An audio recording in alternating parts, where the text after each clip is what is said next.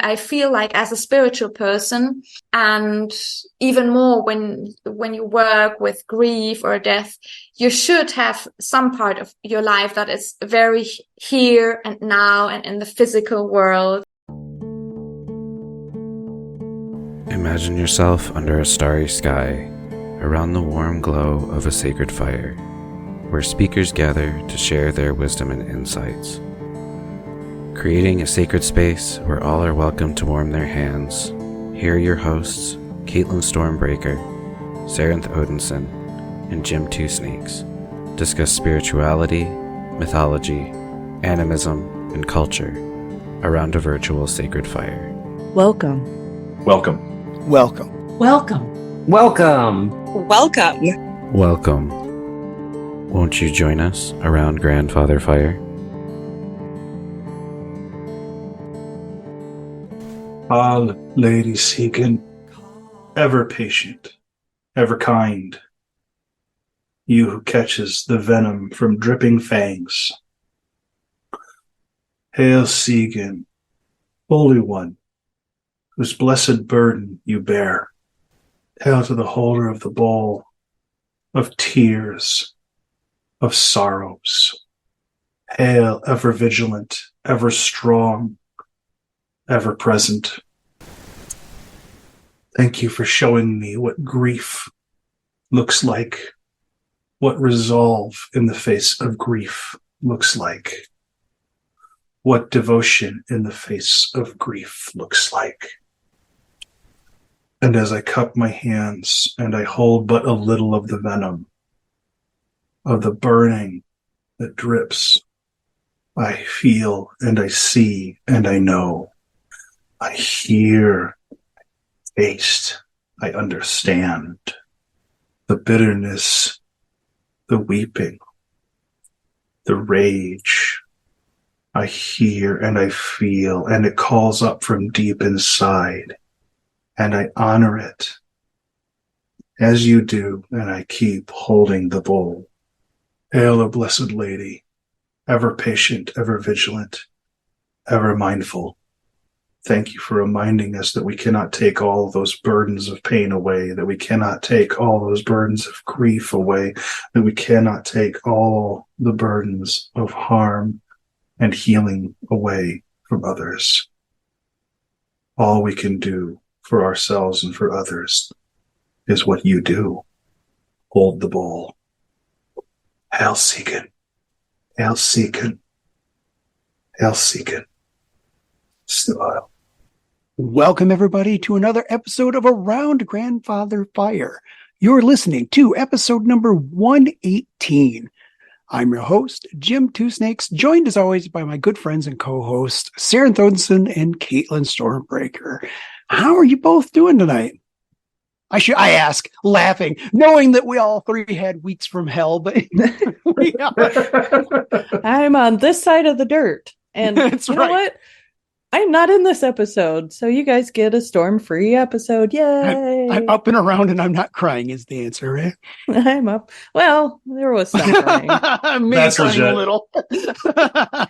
There was a little crying. I've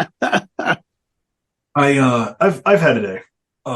16 hours and, with possible COVID exposures and everything else. So Woo, COVID! Woo! Yeah, I had to walk into U of M twice this week, so I'm pretty sure I got blasted on both sides with potential exposure to COVID. So, Oh yeah. Mm-hmm. Yeah, if folks aren't yet, please put your masks back on in public. Take all necessary precautions that you were previous to the government throwing its hands up and saying, "Oh, don't worry about it." Yeah, there's not going to be another mandate. Do what you have to do to protect yourselves. People still look at you funny, but just do it. Yep. Yeah, I'm looking forward to the university giving us updated boosters that it should be happening sometime fairly soon. So it's like, yeah, I just got mine literally yesterday with the flu vaccines because the hell with it. yeah, right? Yeah, might as well. Because at this point, if you don't want to do it for yourself, do it for your community. Right. If you don't want to do it for you, that's cool. There's other people in the community that need you to be immune if you can do it. Yeah, exactly. I'm one of them. And I had my original one over 2 years ago now, I think. So like, and I'm not dead yet. So much for those. Yeah, my Wi-Fi still sucks. So Right? Yeah. I'm not Neither a of you are zombie yet or anything. zombies. Yeah. You survived. You're good. I mean, Go I get work for, vaccinated. I'm a wage zombie, but not a plague there zombie. you go. There you go. You were given a microchip, though, just so you That's know. right. Because That's right. apparently they're doing that. As long as I can hook into my earbuds with my Bluetooth, it'll be all right. Well, thinking of COVID, Sarah, real quick, since you had to miss out on something because Yes. of your exposure, I'm going to turn it over to you for a sec. So happy wedding to both Jason and Corinne. Blessings upon you both. May you, from this day forward, and all the days you have together, be blessed. Wish we could have made it, but hey, I'm at least going to call them out here on the show. Blessings to you, folks. Congratulations and blessings. Congratulations. And for those of you who are wondering, Jason is one of our moderators on the Discord. So they're very special in our hearts and we love them both very, very much. Congratulations and blessings on the future to come. So yeah, this episode was a lot of fun. it was. I missed it because I didn't have Because the any universe is an ironic place and said, we're going to do an episode about grief. Make sure Storm can't make it. Yeah, don't put her in this situation. With a storm, no less. I mean, it honestly, yeah. I mean, I've been doing my work with the storms. They're finally raining around me. So I guess I got my due. Yeah, good job. It worked. Success?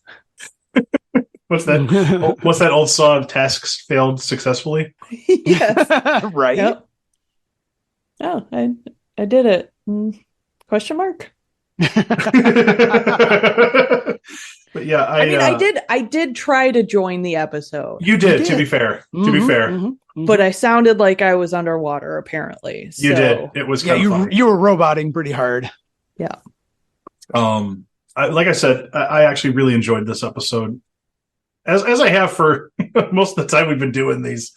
But this episode, I think folks are because it touches on grief. Like, fair warning, folks. Like, if you need to take your time with this episode, please do. We do go into some pretty titchy territory, I'd say.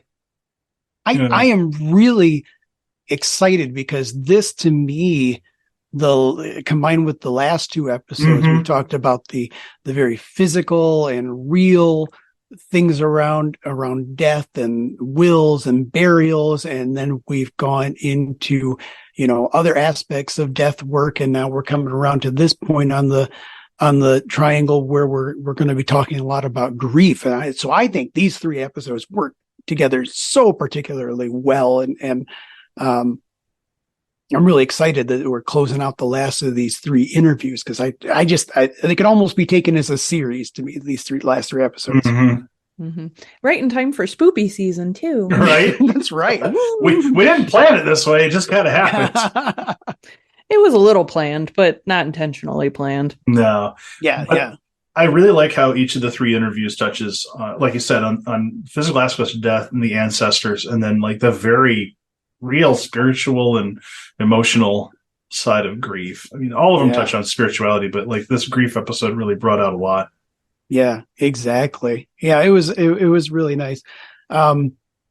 Anything coming? How did I don't think, did we talk since you did Ann Arbor Pagan Pride, right? Did we talk about that? How your classes went? I don't even remember anymore now. That was 2 weeks ago, man. Yeah.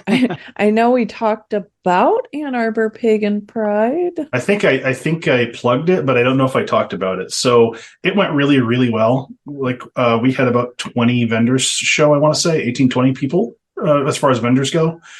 A lot of really cool stuff was going on there. I really liked some of the new presenters we had this year. Would definitely love to have them back. I'm kind of screwed up the ball on this one because I needed to post these to Instagram because I took a bunch of shots of different teachers and forgot myself. But self-promote, Sarah. Yeah.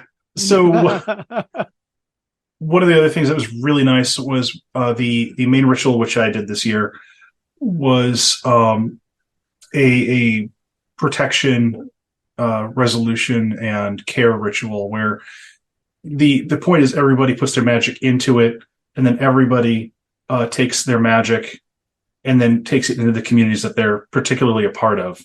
So we did some Galder work together, and the point is to take those runes with you into community and then do stuff with them so the magic has a chance to really grow beyond just, okay, we did this thing at Enter Pagan Pride. For those who were there at the ritual, I did say that all of the offerings that were appropriate to be burned are going to be burnt in a sacred fire, and that did happen last Tuesday. So my part of that is done. It's complete.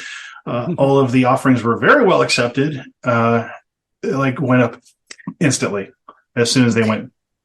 Yeah, I was there. It was a very happy fire. It was like, nom, nom, nom, nom, nom, nom. Yeah, so offerings well received. Keep the magic flowing, folks, because mutual aid, resolution, and protection are all tied together.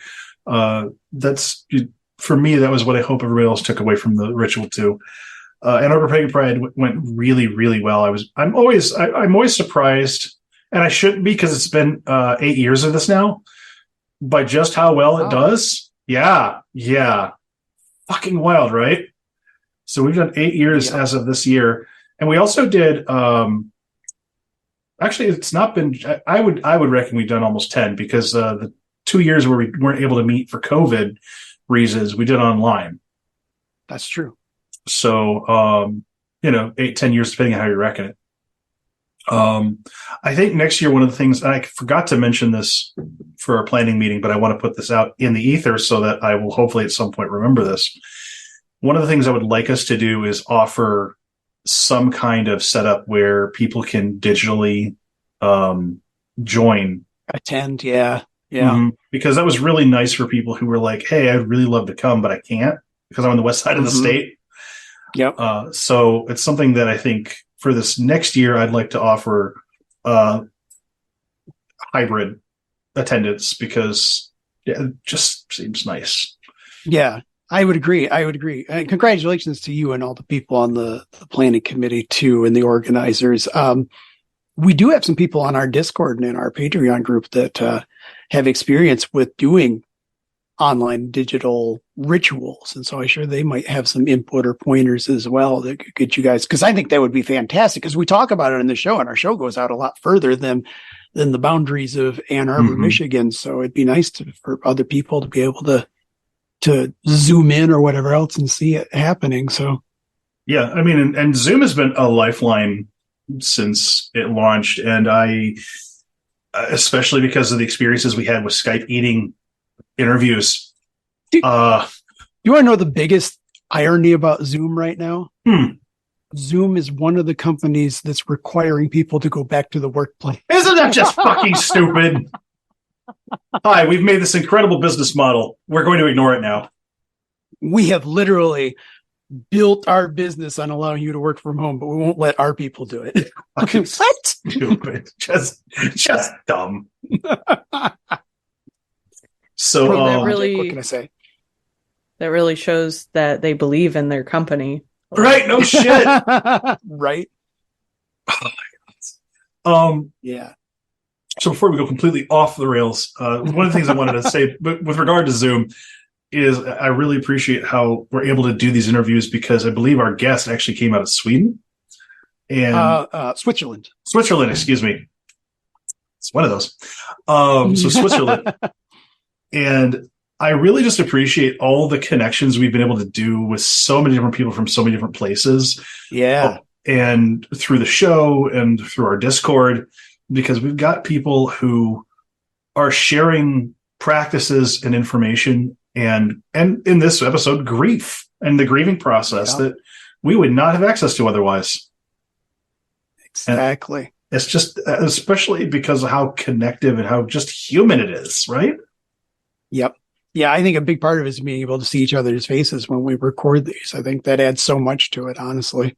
Yeah, because I remember when we used to try to record these and we couldn't see each other. Right. Like yeah, damn back in the Skype days. Yeah, back in the Skype days, or even when we were doing the damn radio show.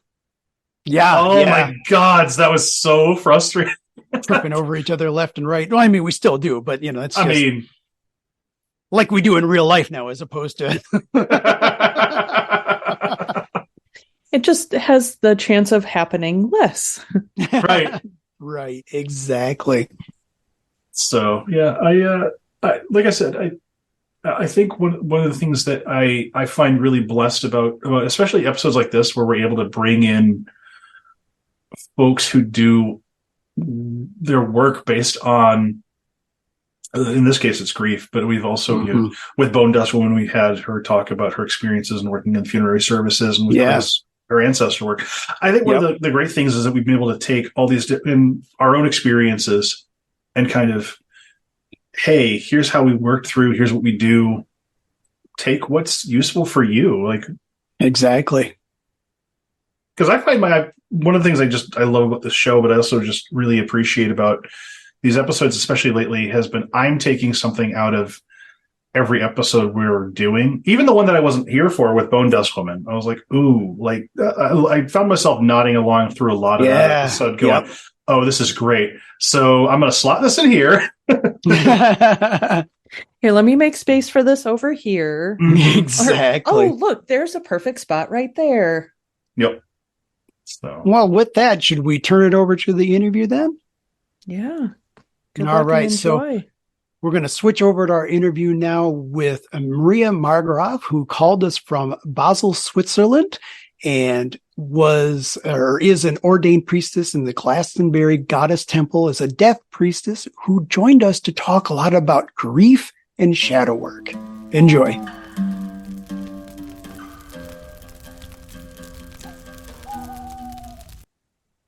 Maria, welcome to Around Grandfather Fire. Thanks for joining us. Thank you for having me. And so as a little bit of an introduction for the audience, why don't you tell us with your own words a little bit about your background and your path and kind of how you got going on it? Yeah, so I'm originally from Germany. I live in Switzerland right now. And yeah, I have been practicing some kind of earth-based spirituality for, I don't know, I think like 10 years or something right now. And like even before becoming pagan, I always was like interested in like getting a connection to like the cycles of life and of nature. But like I grew up in a household that wasn't actually spiritual or religious at all. So the only thing I knew was Christianity, but it was nothing really practiced in my family. So at one point they even sent me to church, which is strange because they didn't even believe in it. It was maybe some of a sort of cultural education. Right. So they wanted me to like know it. But so that was the only thing I knew. But I was interested in like shamanic cultures and practices. Of course, like that was like at the age of 15 to 18, I didn't know really anything about like colonialism and cultural appropriation. Right. So I started reading books, but that wasn't something like that seemed accessible to me. Like it was something that I felt like it was in the past. And then I had a very, I don't know how to explain it, but it was a very, very deep crisis, like in the beginning of my 20s. Maybe I can talk about it a little bit more in depth later. But yeah, so in this crisis, I started like having visions of beings that came there and they felt very frightening. And yeah, I even went to see the therapist because I didn't know what was going on. And yeah, that was when I started to also look for spiritual answers. And I started first diving into shamanism. but then I was living in Berlin, and like at one point it just didn't feel right to like go visit shamans, do trance journeys when I couldn't really know where they got their knowledge from, or Right. like, yeah. And I started like reading about cultural appropriation. So yeah, I was a bit lost for some time. And then one of those, like I air quote shamans, he said something interesting, because he just mentioned briefly that actually Germanic peoples, they had like their shamans of their own. They had like their own practices. And he just briefly mentioned Odin. And then I was like, okay, that's interesting. And that was what sent me down like the rabbit hole of paganism. And I realized that I didn't have to like travel to another country to like learn from another culture. I really could move backwards in time to find what my ancestors did. So that is how I came into paganism. And yeah, that's awesome. That is awesome. Yeah, there's two things I really appreciate about that. I appreciate the fact that you came to your own about learning about colonialism and cultural appreciation, because that's a hard thing to learn about, especially since I think if I remember right, like Germany is one of the places that first kind of more broadly used the term shamanism because of the anthropologists bringing it back. I believe that is one of the places where that term exploded into use. The other thing I really appreciate, which I think is a great thing for anyone that ever listens to our show, is your first step was with a therapist. Yeah. I love that, because it's like, let's make sure the mundane things are in order before we start branching out. And I love that. It's such a very practical thing to do, I think that's important for more people to say and to hear.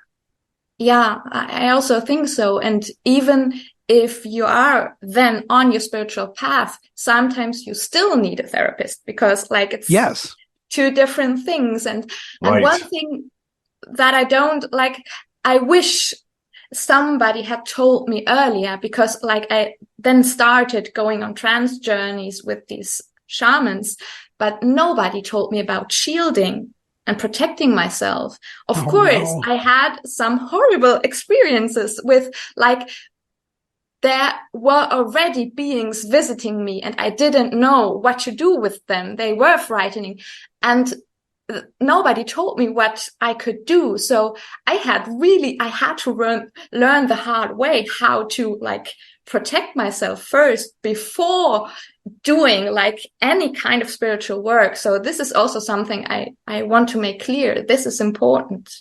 You cannot like try to do this without being like grounded, being protected, and like, yeah. Yeah. I mean, that's a wonderful thing, because like, the shielding, and we've talked about it a lot, the shielding and the cleansing work is so important. We mentioned that a lot. And I think, like, just to be clear, I'm not telling anybody that you should go to a therapist because you're not having a spiritual experience. I think that when you start getting introduced to other spirits or other stuff that you're interacting with, that it's more important to know what's going on inside of your head, because you got to sort out what the heck is you and what isn't.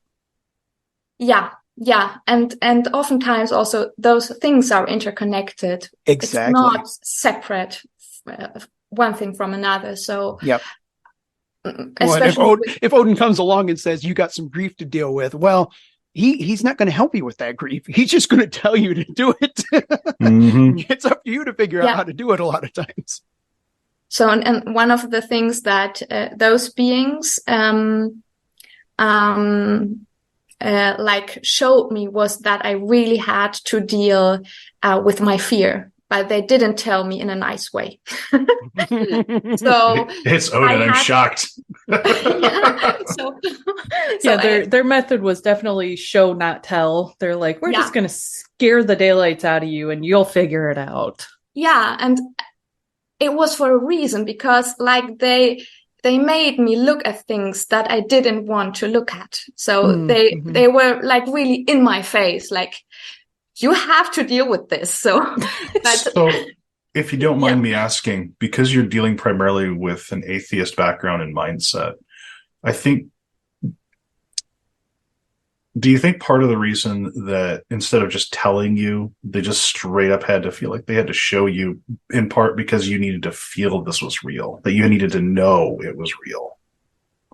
Yeah. Because it's really easy to intellectualize away, especially when you're coming out of that background.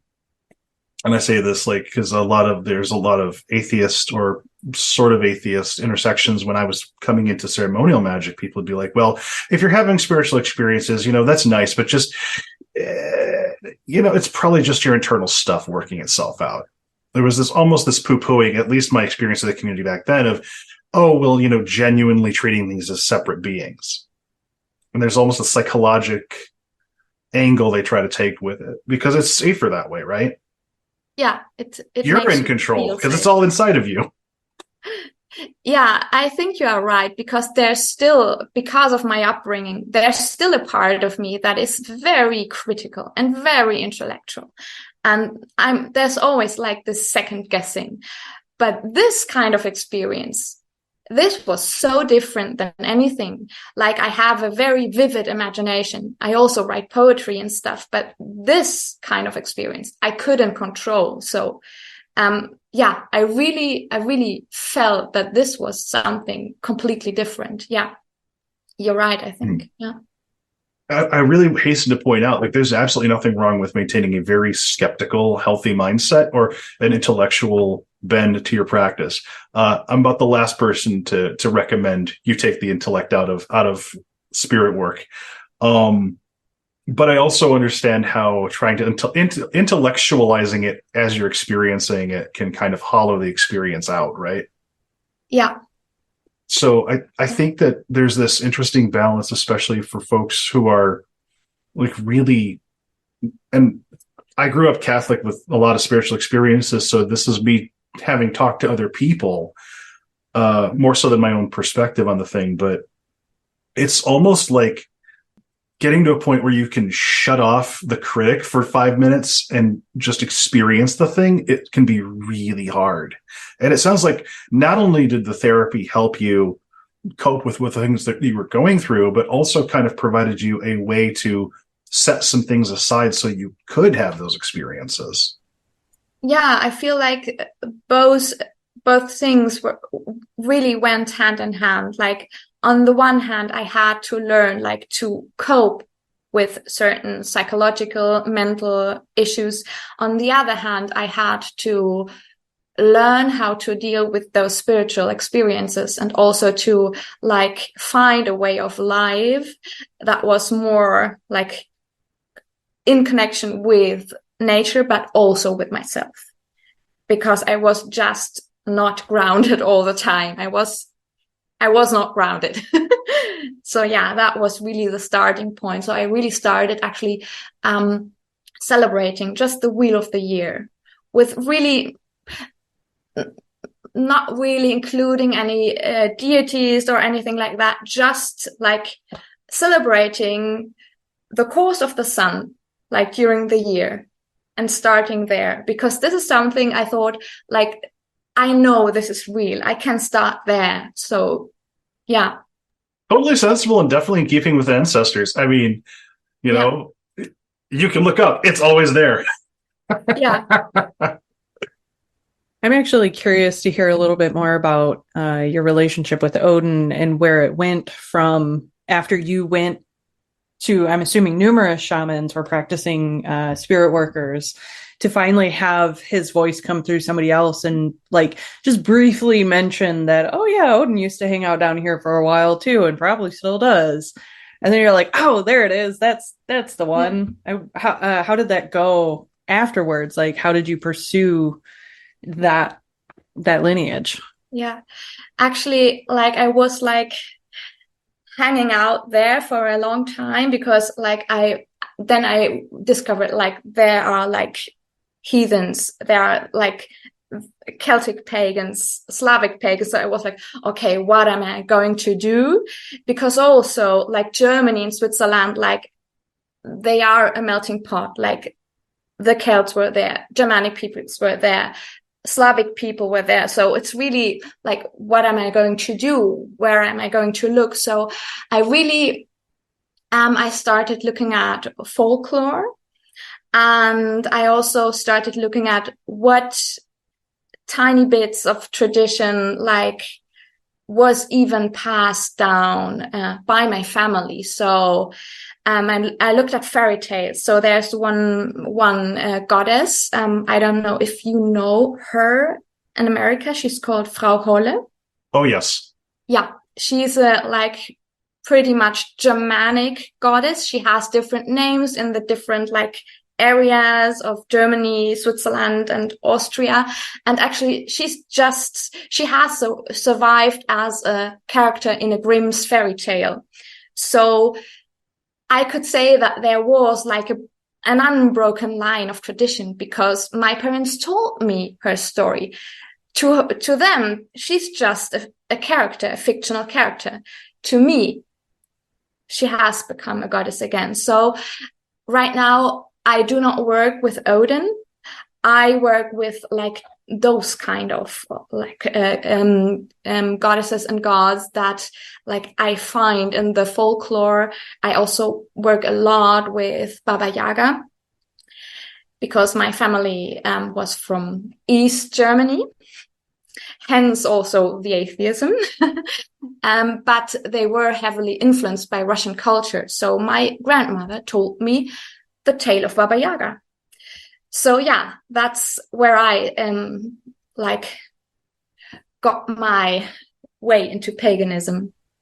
That's awesome. And what can you tell us a little bit more about what your practice looks like right now? Like what kind of rituals do, or you're working mostly with Baba Yaga and a few of the Germanic goddesses. Like how does that look in practice for people who might not be familiar with those specific gods or goddesses? So especially Baba Yaga is very important for me also in my like grief work and my Death Priestess work that we maybe talk about later. So she's basically present all the time. How do I work with her? So like, I don't know where to start. I always ask the easy questions. Yeah, because she's so like part of my daily life. So one thing that I do is like, I have a dog. Of course, I walk my dog every day. So sometimes when I walk my dog, I go to a special place that I connect with Baba Yaga, and I just am there. I have some songs that I like. I do not want to say that I composed them, but they are very simple songs, but I really like to convey my prayers in the form of songs. I have little lyrics and verses, so I sing a lot with her. I still do a lot of trance work with her.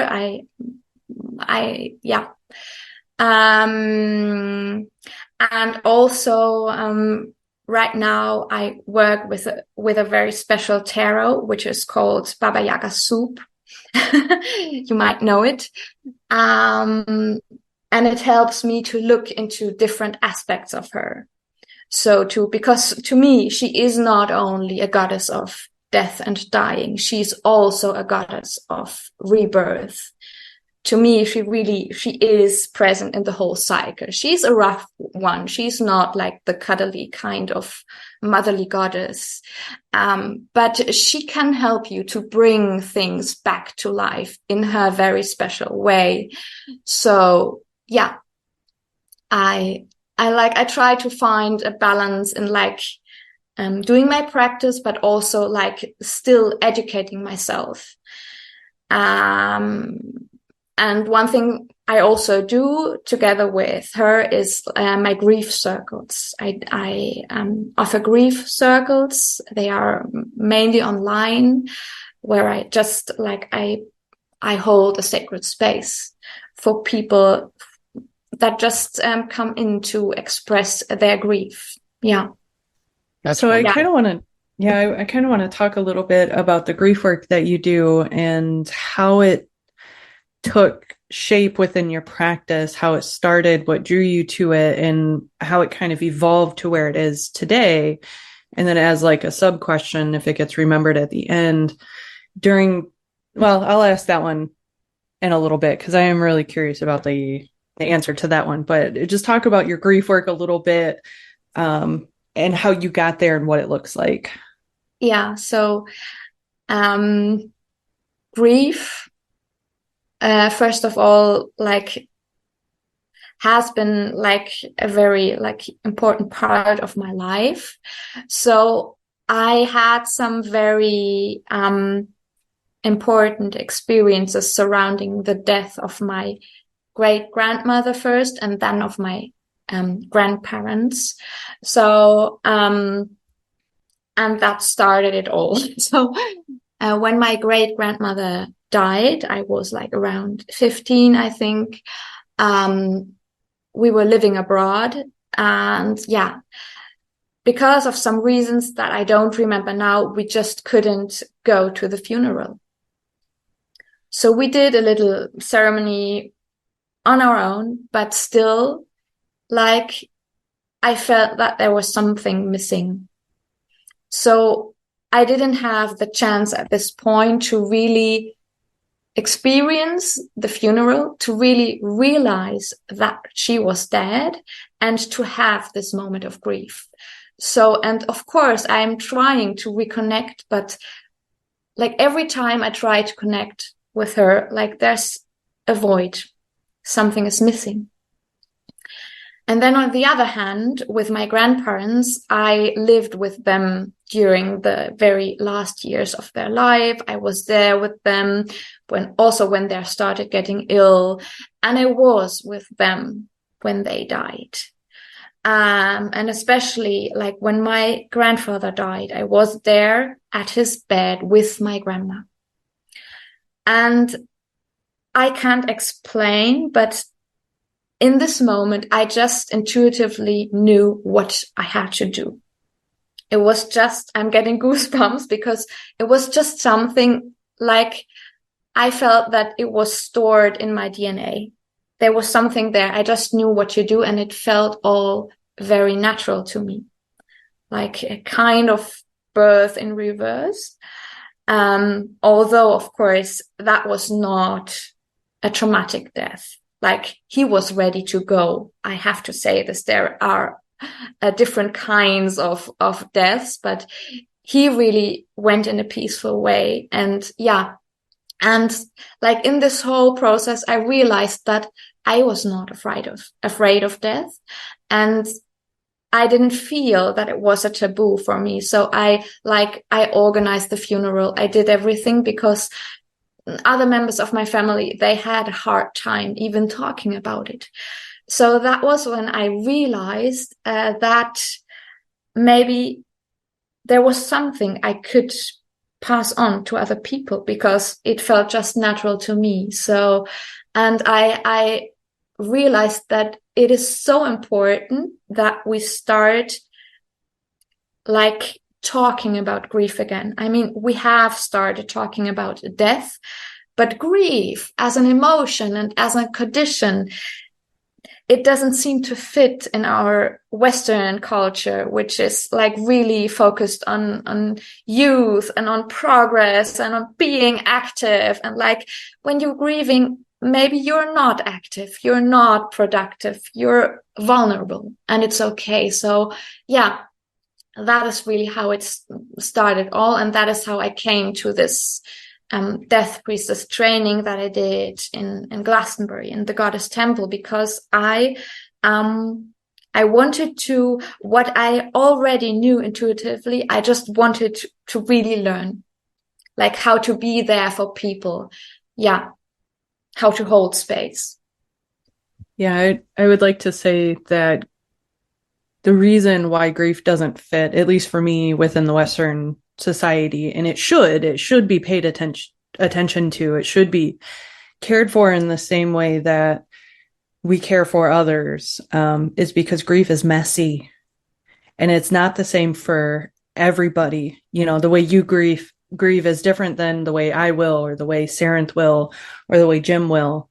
And it's a long process, and it's way longer than I think any of us really pay mind to it, because, and I'm learning that lesson now because I do a little bit of death work myself. I'm not trained in it like you are, but a lot of the work I do is very intuitive and spirit based. So I understand how, like, I understand where you're coming from, and I don't know how to like explain it, but it just seems like that's the place for me within my family, is I'm there to hold space not only for the dead and dying, but also the ones that are mourning the deaths of the people who have passed. But like, I lost my best friend like 6 years ago.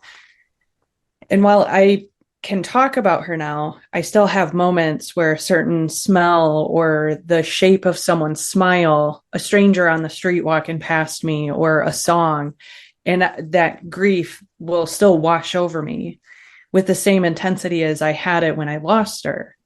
You know, so I'm glad that you're doing this work, because we need to draw more attention to it. We need to point it out and say, this is a sickness. This needs tending to, and I'm here to help you tend to it. Yeah. Because I think grief gets shoved aside a lot. Yeah. And I really like that you said it's a long process, because like in a case of bereavement, maybe we get some days off. If we are lucky, we can, like, that's barely a minimum of time to do the paperwork or like to arrange the funeral, but it's no time for grief. Like, and like, we will be so stressed out to like arrange everything that we don't have the time even to feel like what is going on inside of us. So, and then we are expected to be back to normal. And this is not how grief works. And you even get longer than we do in Europe. We only get, United States, we get like 3 days. If I said you get probably more time in Europe, and you're in the United States, we're expected to be back to work and back to normal in like 3 days. Yeah, us too. It's like 3 days, like as a maximum. Yeah, that's not enough. No, it's nothing. No. Yeah. And I think one thing that we ignore a little bit about grief is that we become different people after it. Like, we try to fit into the mold of who we were before we lost that person or experienced that traumatic event, because grief can also come from trauma, right? Yeah. So you're trying to fit into this person that you once were that no longer fits. So you have to figure out who you are now. Like, it's such an interesting topic to me, and it's hard to not want to talk about it because so many people don't want to talk about it. Yeah. And there's something there that you said, because I think actually some kinds of grief, they will never go away. We will have to find a way how to live with them. They will become a part of our lives. And in this way, I don't think that grief is an illness. I think it is a part of our life, just like death is also part of life.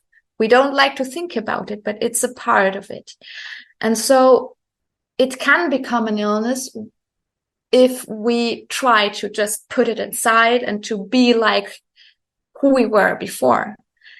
But if we try to like welcome it and say, it's okay, you can be with me, grief, then we can learn to integrate it into who we are now. So that's what I think. Of course, like, the cause of our grief and the intensity of our grief can be very different, and it's different for every person. We cannot compare. We also cannot say, okay, 1 year is enough. For one person, it's 1 year. For another person, it's 10 years. So we just cannot say like this. I think there exist like a definition that like after, I don't know, 2 months, when you're still in grief, it becomes pathological or like a mental illness. Like there is a definition for therapists. And I think this is strange because like every person has their own way that they deal with grief. Yeah. Well, it's funny because you were talking about how, in our Western society, we kind of, look past death a little bit. And it's not even just our society, we do. Our society deals a lot with youth and vigor and that sort of thing. But like, if I look at Christianity, there, a lot of funerals I've been to, people are all like, oh, you should be happy. They're in a better place. And I'm like, oh yeah, but you know what? I hate to say it, pagans, a lot of us, we're not much better. I think I have been to so many rituals that are about death and rebirth. And it comes with that attitude of this is just another part of the cycle, which it is. But you know what? How many rituals have I been to where the focus has been on grief? One, maybe. And that's really interesting to me that neo-pagans and paganism, we look the other way from it a lot too. We'd skip right to the death and rebirth, but we're not cognizant of the grief part of that cycle. Yeah, and I think this is because we have lost like our traditions that used to help us to cope with grief.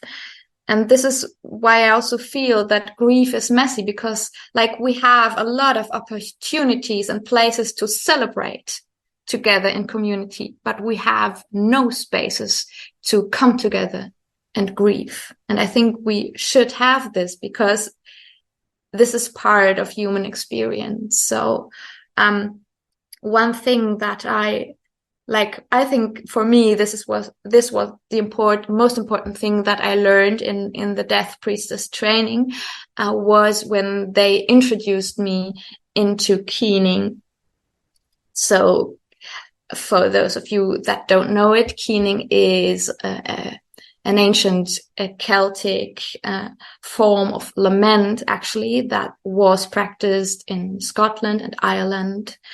And this was also done in community. The family came together at the wake or even at the graveside, and they keened together. They lamented the person. And this was like, for one part, this was actually a way of like allowing like yourself to let the grief out, but it was also a kind of like bonding, like of the community of mourners. Like it creates a very strong bond when you come together to grieve. So, and this is my mission. I want to bring back like places where we can grieve together, because it's also important to be there with other people, because I feel like nowadays grief has become a very lonely feeling that we deal with it on our own. Yeah. I think when somebody is experiencing grief or wanting to express it, they're often kind of taken around the shoulders by an elder or wise person or priest or whatever, and they're carted out of public view into a private place, and grief and grieving has become a behind closed doors thing. You go over here, you be private and you cry, and when you're ready, you come back out, whereas what you're describing with the keening is like you're all connecting within your grief and saying, we all feel this. I'm not alone. You're not alone, but you're releasing, but also being supported at the same time. And I talked about it before, but when I lost my friend, I remember feeling that spiral of being drugged down and then also kind of feeling weightless because I didn't have somebody to grieve with. Like when she died, my husband had met her once and that was at our wedding. So like he didn't experience the same thing that I was feeling. And then our shared friend was in Florida at the time when she passed away. So I didn't even have that to have somebody kind of support and help me. I think, Sarenth, you came over that day that I had lost her, and I had a little bit from you, but I look forward to the day that we find that ability to step out of the closed door and mourn and cry together. And if anybody's actually interested in the Irish Celtic or Germanic keening, there are episodes or videos on YouTube. I stumbled across it accidentally one day, and it is hauntingly beautiful. Yeah. It touches the soul. It does. It like kind of electrifies areas of you that you didn't realize was there. Yeah, and I think it's really helpful because grief is beyond words. Like there's something there in keening that touches something in you that is like, it's not about words. But I wanted to come back to something that you said, Storm, which is like, usually there's someone that like puts an arm around you and like tries to move you like into a quiet place. Something that I also feel is that oftentimes we try to make people that are in grief happy again. Like, it's going to be okay. Like, we don't actually give them the space. So one of the things I learned in the training was not going there and saying, you're going to be all right. Because this is not the process that people are in at the moment. They need this time where you're just with them and hold the space. And this is not for everyone, I think. Like being there and saying, yeah, I know this is now just a very deep and intense feeling. And I'm not going to say that everything will be okay afterwards, because things will be different. So yeah, this is also something I think we should try to learn, like to not trying to make people happy again, like very quickly in 5 minutes. Yeah. Well, I was wondering, because, you know, it can be complex when you're like, if you lose somebody, everybody grieves their own way, their own timetable. And sometimes that's the issue. Like if Caitlin is grieving and so am I might not have the ability to be on the same wavelength or time frame that Caitlin is. I'm wondering, when you say you have grief circles, does that mean that you don't necessarily have to be grieving over the same person or event? It's just important to have people that are willing to grieve with you. Yeah, of course. Like, it is extremely powerful to be together and grieve, like, for the same loss or over the same, like, case of bereavement or but those kinds of circles that, like, I do regularly, of course, like, we are all come in there with our own stories. So it's not like the same event. Sometimes people come in and they grieve because, like, something that happened in their childhood, and they still feel like it's a very old grief. It's not like a very recent case. So it's also a matter of accepting and realizing that we all go through our lives with grief, and our ways of grieving are very unique and different. So yeah, in those circles, it's rather like everyone comes with their story. Yeah. So it's mostly set up as I see you and I hear you and I support you within your grief. And I'm going to listen to what your heart and your soul is saying to me. And I'm going to be here while you are going through it. But we're going to go through it together. Yeah. And in this like circles, I sometimes I do the keening, and I know it's like for us, some people are really afraid of like singing and making their voice heard. So I just say, if you feel called to, you can join me, but you don't have to. So sometimes some people just want to listen.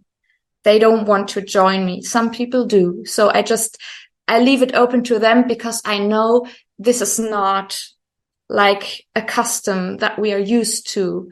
So I cannot expect everyone to join in the keening. So what I will do in the circles is also like being a channel for like the people present, and like also expressing the grief that is present with my voice.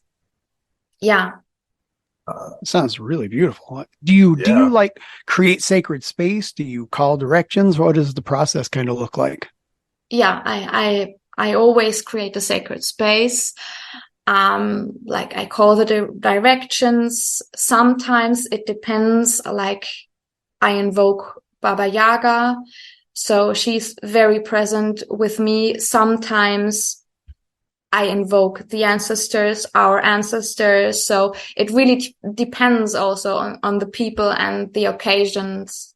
So I try to like do what feels good with the people present, because sometimes also like I get people that are not so familiar with paganism. So then I try to keep it simple, like the directions. This is something most people like understand.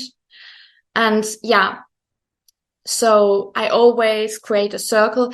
Something that we do is that like we all enter the circle with a candle, like as a very simple thing. Like everyone can light a candle and just say, I'm Maria, I entered the circle. So like I try to keep it very simple and as inclusive as I can, because yeah. I feel like Oh, sorry, go ahead. No, I just was going to say that I feel like I did the training in Glastonbury, and of course like Glastonbury is a very spiritual town, and yeah, but where I live, many people haven't even heard about paganism. So yeah, I want to do this in an inaccessible way. So yeah. Right, not forcing somebody to be spiritual in order to gain the benefits from what you're doing. Instead, you're making it open and acceptable to anybody who wants to feel their feelings, because that's a common phrase out here, is feel your feelings, and we often yell at each other aggressively. Okay. In a loving way, but with love. You mentioned about you said the word channeling, and I'm curious to understand what you meant by that. But this is actually leading well into the second half of my question from earlier. Okay.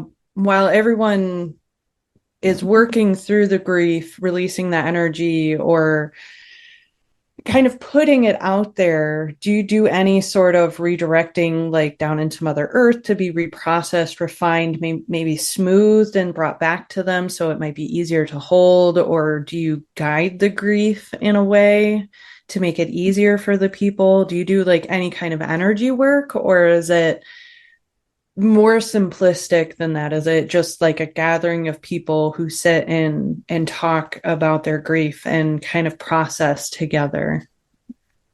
So when I do this in a circle, I normally don't do energy work, because like I haven't asked all the people for their permission. I wouldn't do this just like without them knowing it. When I say channeling, what I mean is like when I do the keening, like I open myself to the grief. And what usually happens is that, yeah, I feel actually my ancestors taking over my voice. So my voice even doesn't sound like my normal voice. So there's like, I really feel they are taking over, and I let them take over because they know what they are doing. So, but I don't do like anything else, because I could do this when I'm with one person alone and I ask them, are you okay with this? But I wouldn't do this in a bigger circle.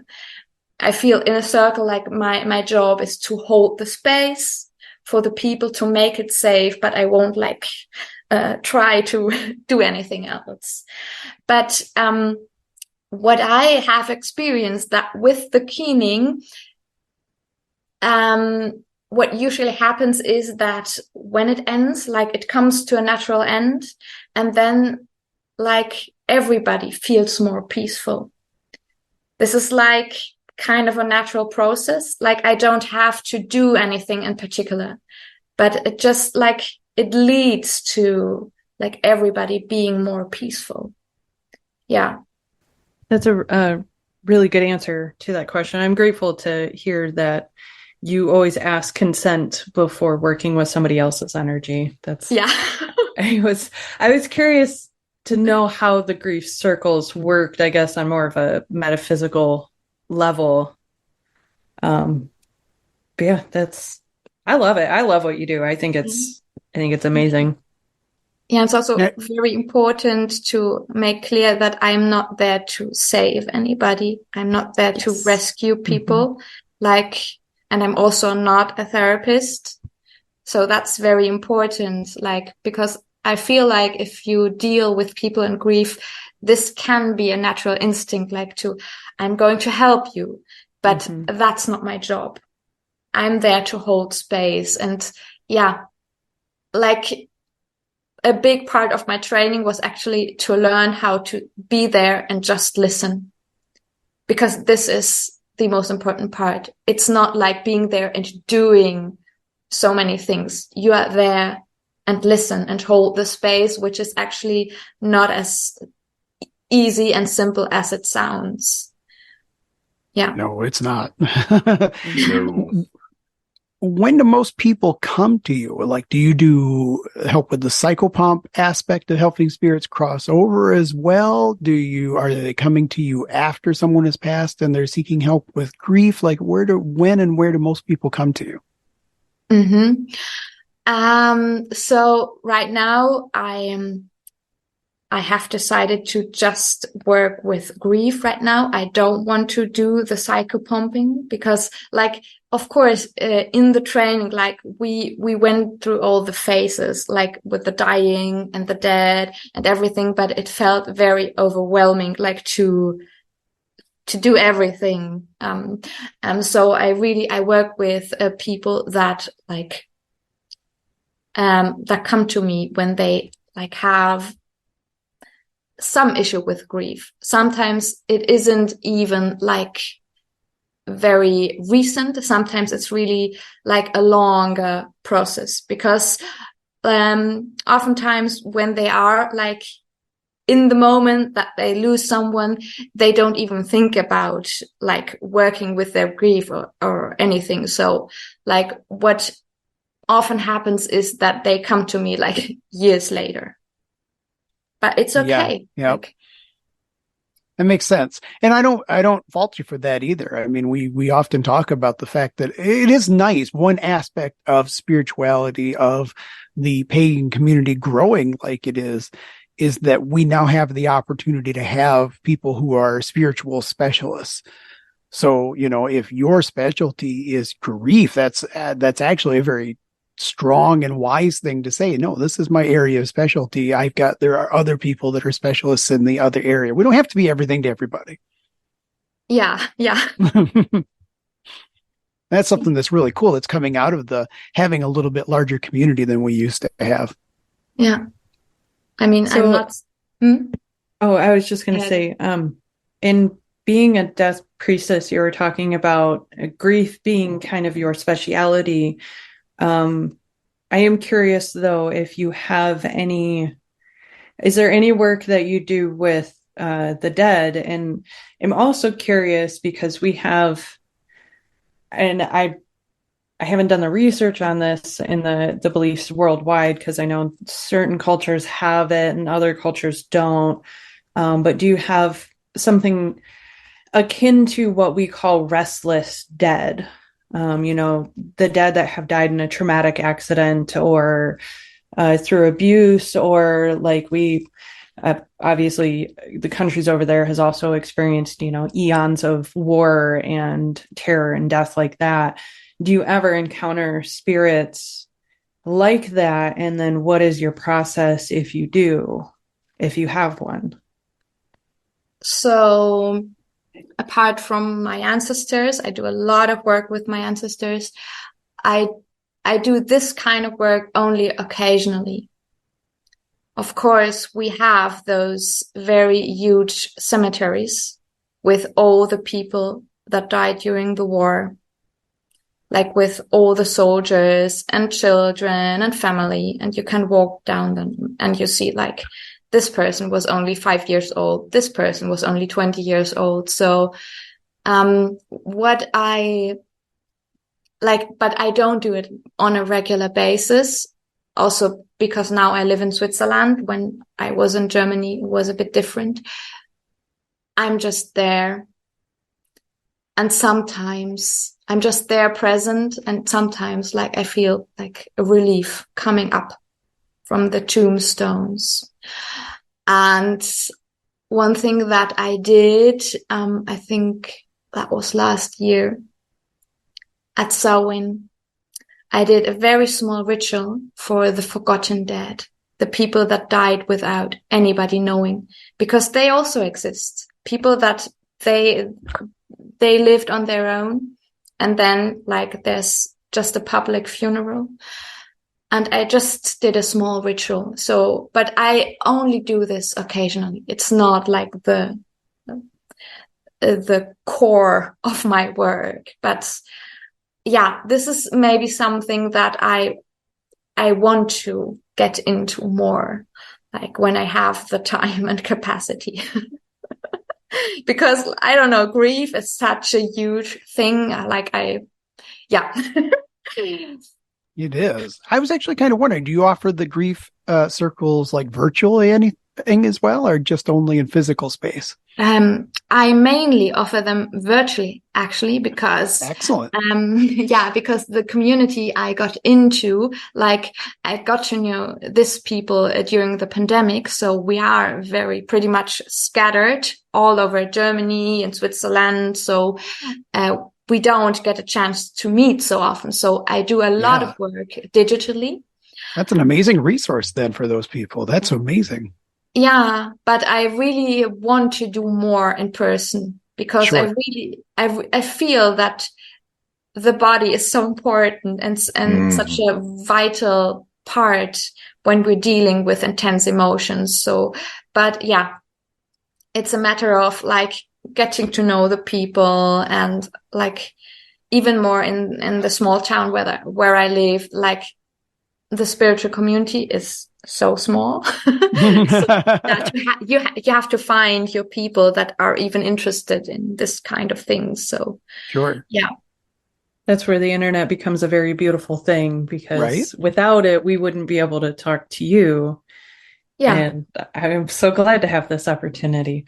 I am really curious about your grief work, because I kind of muddled through it on my own with a couple of ancestors and a couple of bigger gods. Kind of like all the things that you've been talking about have been pinging like really hard for me when it came to processing my grief and like having to sit with it and acknowledge it and make space for it, especially because that was one thing that they were very adamant about. Like, you can't keep pushing this off to the side. You have to make space for it within your heart and within your mind and within your body.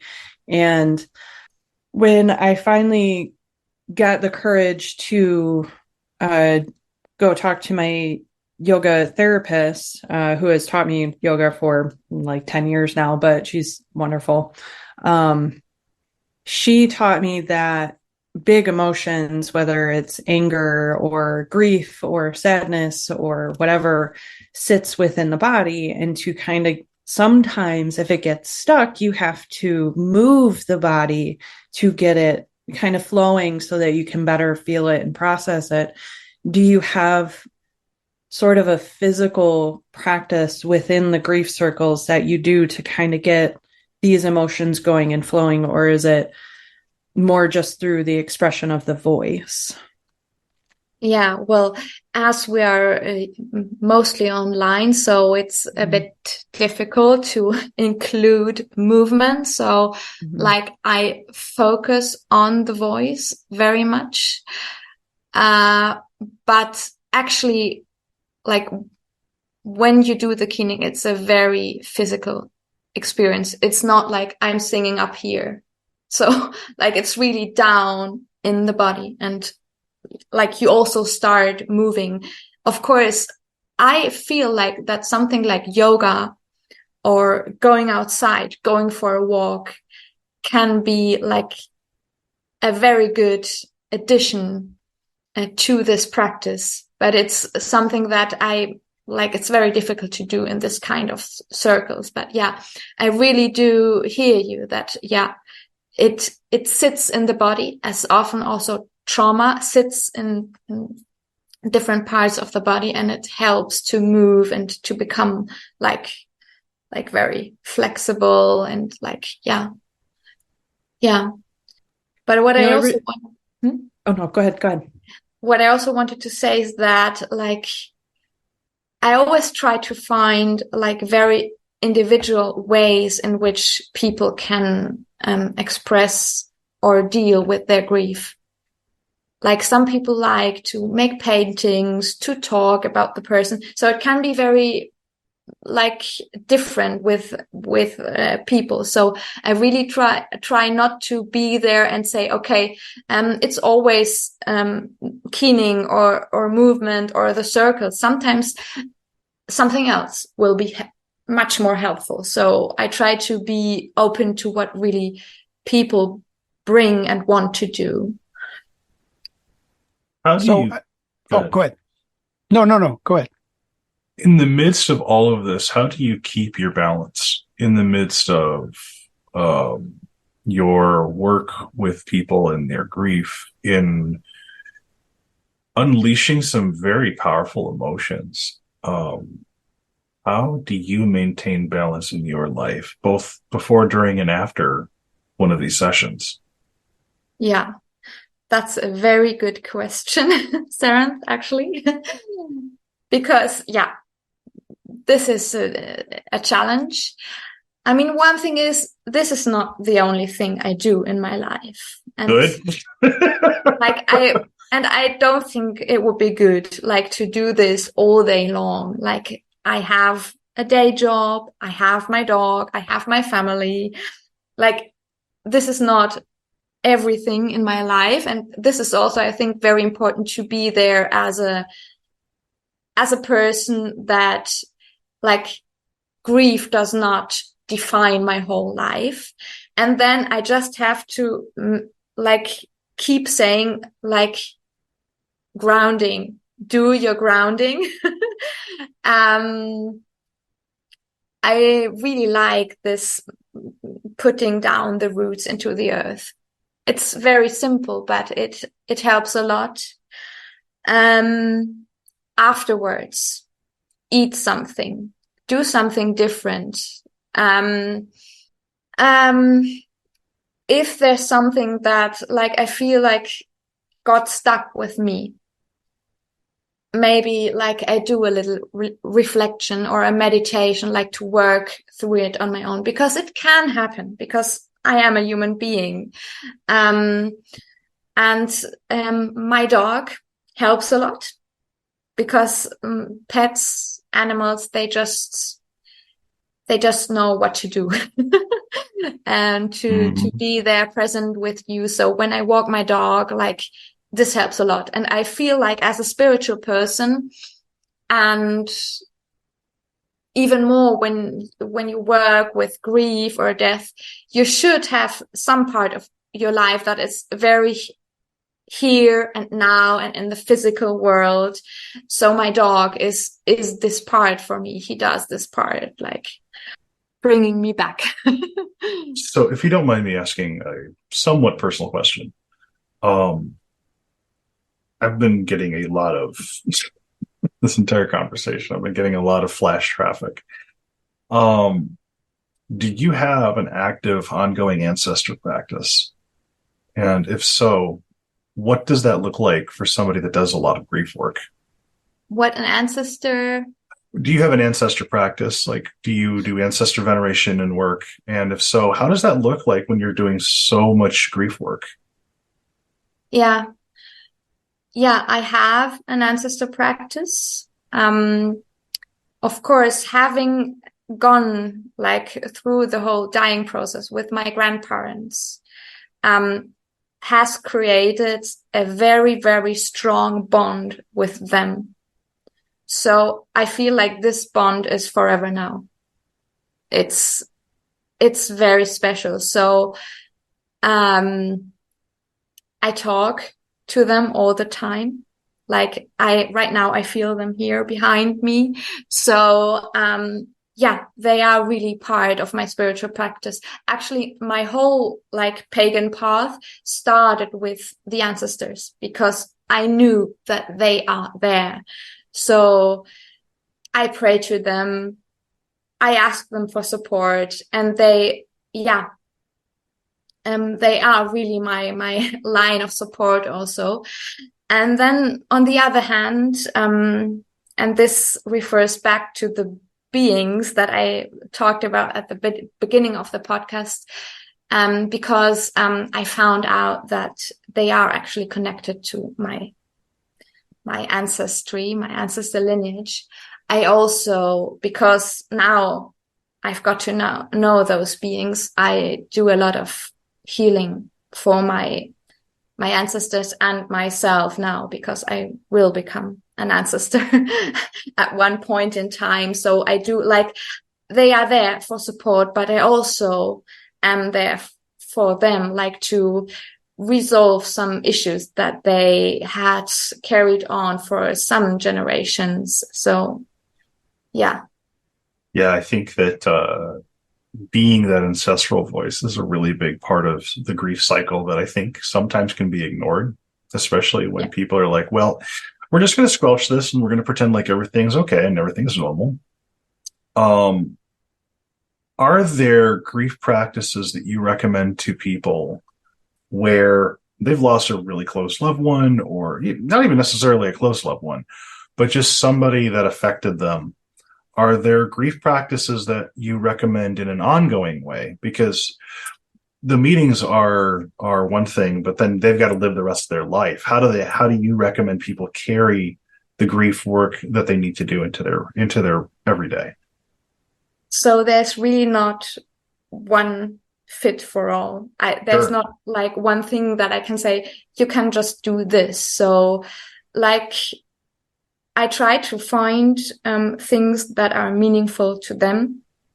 Maybe I can bring an example like that helped me, because when my grandfather died, like at one point he had gifted me a necklace like with black obsidian, which actually, I don't know how he had this idea, because he was really not about jewelry or crystals or anything. Just one day he gifted it to me, and when he died, I just decided to wear this necklace, and I wore it until it broke.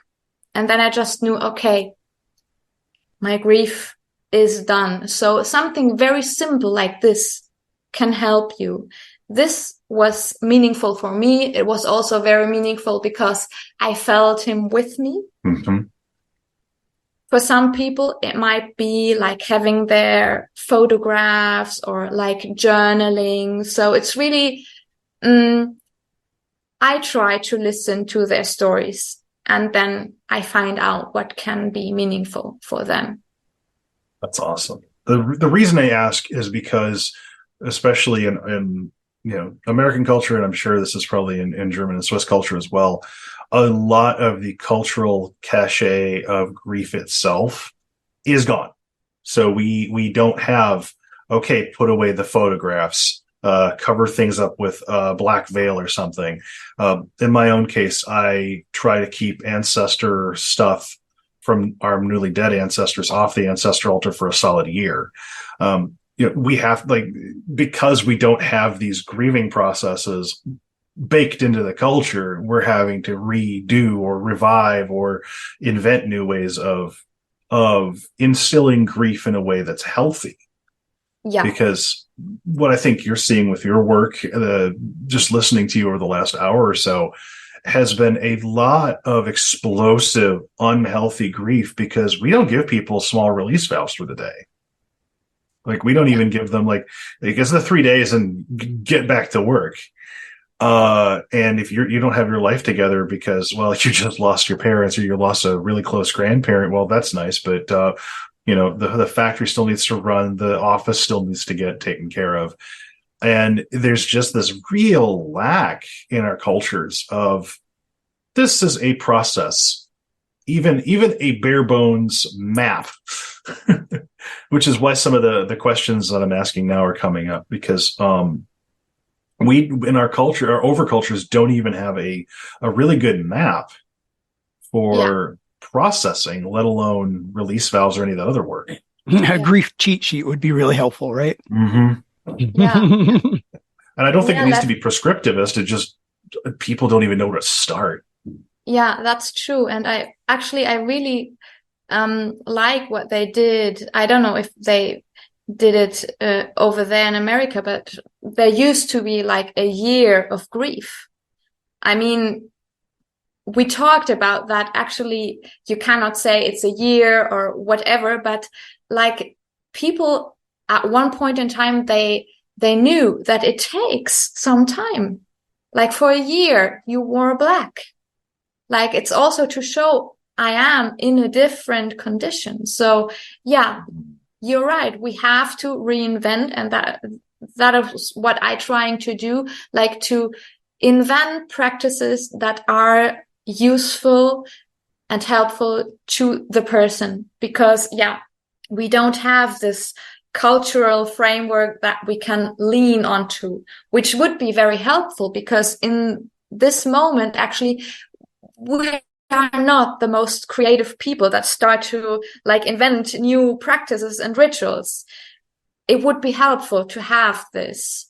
So that is why that was so powerful to me to be introduced into keening, because there was a tradition. There was something that people used to do, and we can try to bring something like that back. Right. Yeah.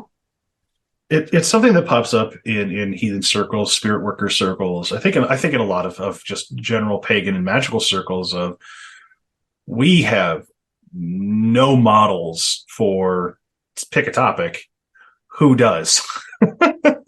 What's a living tradition that I can look to? Because sometimes it feels like you're wandering around in the dark and all the lights are off. You don't know where the candles are. The matches are in another room. And you're trying not to stub your damn feet. And I really feel for people without carrying water for cultural appropriation. I understand why people will glom onto practices that aren't theirs, because they are so lost that they're grasping for anything that will give them a handhold, anything that might promise them a light out of the room. And I think that your work and the work of folks that do the needed grieving and the needed the death work in general is such a huge service, because you're showing a new way of integrating grief, as opposed to cutting, literally 3 days, cut it off, put it aside, and maybe if you have an explosion sometime down the road, maybe we can see about getting you some grief counseling. But until then, just maintain. Good luck.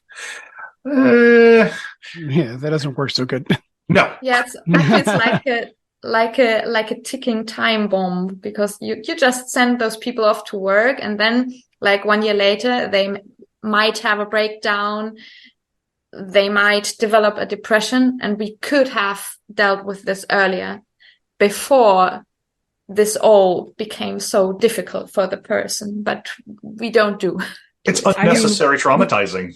It's completely unnecessary. We genuinely have a saying for it here in the States, and it's called going postal. Okay. You know, because the postal workers would be trapped in this room and they'd be overworked constantly, and they would have nobody to talk to, nobody to vent to, no way to like release this pent up energy.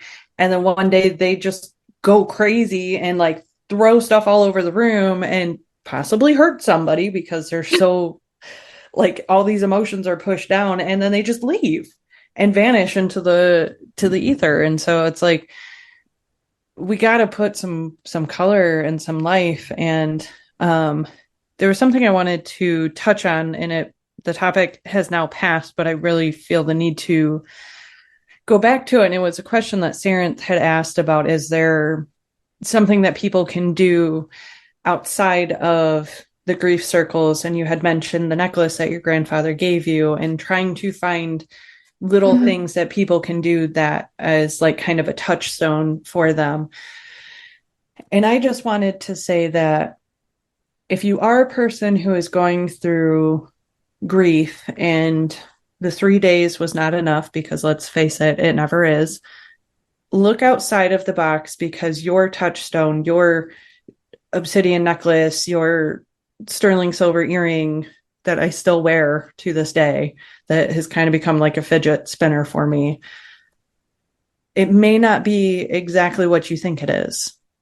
So if you're sitting at your desk at work and you feel grief coming on, and you're not an artist, you've never drawn in your whole life, but you're drawn to doodle a flower, and that makes you feel just a teeny tiny bit better, every time you feel that grief come on, you know, doodle something.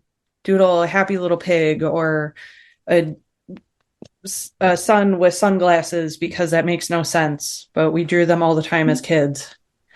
Or the weird S thing that we used to do, which I don't even remember what that was called. As a 90s child, yes, I just dated myself.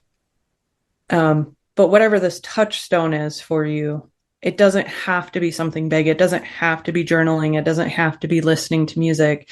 It can just be a bracelet around your wrist that you grab a hold of, and remember to allow that grief to settle, to rest, to have space within your body. You know, it's just a gentle reminder of, yes, I'm here. Yes, I'm listening. I may not be able to get to you right now, but I promise you later that I will. Yeah. Just make sure that later is not too late. Yeah. Yeah, exactly. Well, the idea occurs to me, Maria, based on what you were saying a few minutes ago, and also what Sarenth said, with like the year. So maybe, you know, they used to wear black for a year, but maybe you decide that you're going to wear a necklace for a year, or you're going to cover your mirrors, or whatever. It has a reverse effect as well, in the sense that not only does it allow you to know that you have more time to process that grief, but to me, it also seems like almost an optimistic, hopeful thing that if I can get through this year, which is probably going to be the hardest year for this grief, when you get to that end of the year and you can add those items to your ancestor altar, you can uncover the mirrors or take off the necklace or whatever. That is also a reminder to you that if you can get through this year, you can get through the year after that and the year after that, and you can keep going. Yeah. Yeah, you can go step by step. Yeah. Exactly. Because like a lot of the things I remember from reading from like the Victorian times, it was a big deal when people first took that black off. Right. And so I don't know. I think there's something worth incorporating there as well. Like when that year is over, it's okay to feel relieved. It's okay to know that it's been a year. We've observed this year. We're reminded of the person in the past. It's okay to continue on with your life at that point in time. It's not that the grieving has to be over, but you have allowed yourself the opportunity to not have to be in grieving anymore, if that makes sense. Yeah, I think I can understand like how you're coming at it, that it's also like a, yeah, kind of a rite of passage also taking, Yeah. like Yeah. Like taking off the- after that year, you can easily forgive yourself if you're not constantly grieving anymore. You can say, I've done my year, and yes, Yeah. grief is still going to hit me once in a while when something important happens or that certain smell comes up or whatever, but you don't have to feel guilty about not being in constant grieving either. And this is something important actually, Jim, about feeling guilty, because sometimes we also put ourselves under pressure. Like, why didn't I cry when this or this happened? Why am I not so sad? Sometimes you have already done your grief. There, like some people, they experience anticipatory grief, for example. I dealt with it a lot with my grandparents because like I knew what was going to happen. So some people do it before the death of a beloved person. Some people do it years afterwards. So don't feel guilty if you cannot cry at the funeral or at any point in time when you feel you just should grieve right now. Don't feel guilty. So it's not about you have to do this, you have to do the year, and you have to be like, be with your grief all the time. This is not what I'm like trying to say. It's just when you feel that there's something that you should look at and express, then it's okay to do it. But you don't have to like be in grief for, I don't know, X that amount anticipatory grief is an amazing thing to point out too, because like I can think about when my grandmother was in hospice care. Yeah. Like our grieving really happened before she passed away. So when she did pass, it was almost a relief, right? There was almost some joy there that like the suffering was finally over. So if I felt guilty and demanded additional grief of myself, that would have been counterproductive in its own right. That would have been really horrible as well. Yeah. Yeah. So the grief can happen before the actual event happens is an amazing observation that I think I forgot about. Yeah, because we have this idea. It's maybe it's a bit like the weddings. We have this idea how this is going to work. Like we go to the funeral, we all cry, we are terribly sad, and then we're back to normal. But like grief is so complex and it's so different with everybody, so that we really cannot say this is what is going to happen. I mean, actually, this should be clear, but as we don't talk about it, like we have to like get this understanding again that really, it is different for everybody. I think throughout what you were saying is that everybody's grief deserves a level of conscious awareness, because you have to understand your own grief, or somebody else who's trying to help you understand your grief has to have that skill of conscious awareness and is able to see what it is that person is going through, or at least have the ability to find what it is. Because it, like you said, you, Jim, and you, Maria, were talking about the amount of guilt that comes from not grieving the way that society deems it necessary that you grieve is kind of weird. Like, I'll never forget the day that I laughed for the first time and then immediately started sobbing because I felt happiness, and then I felt guilty because I was happy, because I felt like I should still be grieving and still be sad. And I was like, after I went through that, I went back and I looked at it and I'm like, that is so dumb. Like, what the hell? I should be allowed to feel happy as well as sad. Mm-hmm. And I should not feel guilty about being happy in a moment because something caught me off guard and made me laugh. I really want to point something out here before I lose this thread. There is a really big difference between guilt and shame. Like, guilt is internal. shame is placed on you. Mm. What I think a lot of our culture is actually expressing when it comes to grief is shame. Yeah. Not because guilt is something you feel internal and it comes up from you, right? So I'm kind of piggybacking on the emotions you were feeling, Storm, because I'm really curious what actually came from within you versus what was put on you. Because we can internalize shame and that becomes guilt. But shame is something that, especially in America, I don't know about Germany or Switzerland, but in America, shame is used as a huge club. Why aren't you over this yet? Why aren't you through this yet?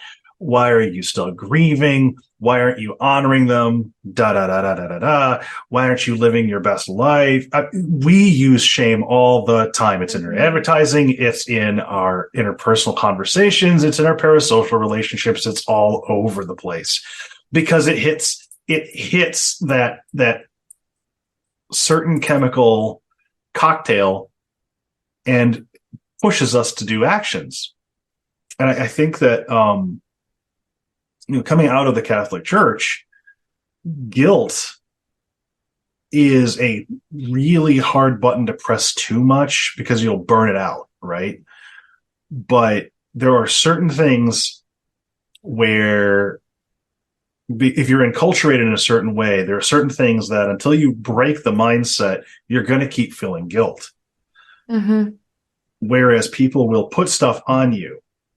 And the shame that you feel can be as insidious, if not worse, because it's a societal pressure that's really hard to get away from. But I think that figuring out what you're feeling, and I'm kind of going a little bit far afield from where Storm was at, but if figuring out, are you actually feeling guilt versus are you feeling shame, actually can be a really big process, because once you figure out that what people are trying to put on you is their idea of grief, their idea of what's healthy, their idea of the right way to grieve or the wrong way to grieve. Yeah. One of the things that keeps popping up in my head as we're having this conversation are Goetia, because these original meaning was mourner, like the people that would wail and scream at funerals for other people. They were professional mourners.